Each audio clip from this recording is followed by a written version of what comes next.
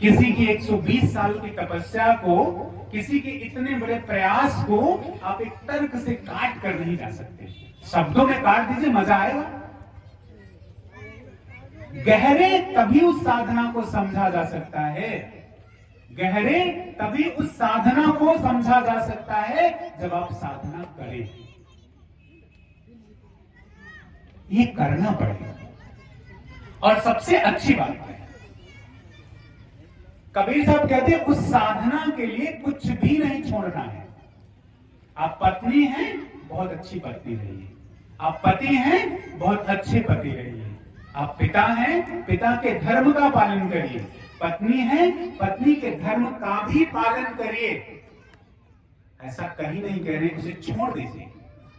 उसे उसका पालन करते हुए नीर चीर का विवेक करना साधना है। हर पल अपने से जुड़े रहना साधना है। हर पल जब जब ईर्ष्या जन्म ले उसे खत्म करना, उसके लिए प्रयास करना। जब जब असत्य जन्म ले उसे खत्म करना साधना है।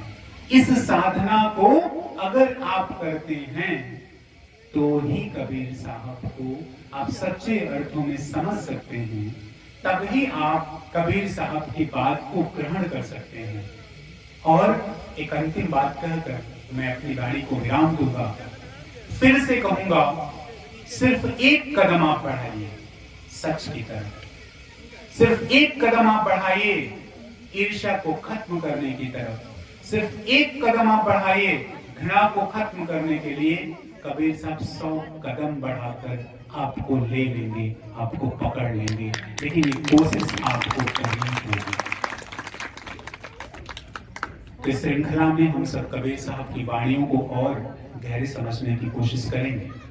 आज का ये जो 1 घंटे का लगभग सत्र मेरा रहा, इसमें सिर्फ मैंने आपको कुछ सूत्र दिए, और उन सूत्रों में सबसे बड़ा सूत्र ये है विचार करना, विश्लेषण करना और फिर कदम बढ़ाना। किसकी तरफ? स्वयं की साधना की तरफ, स्वयं से मिलने की साधना की तरफ। तो आप सबको साहेब बंदगी साहेब।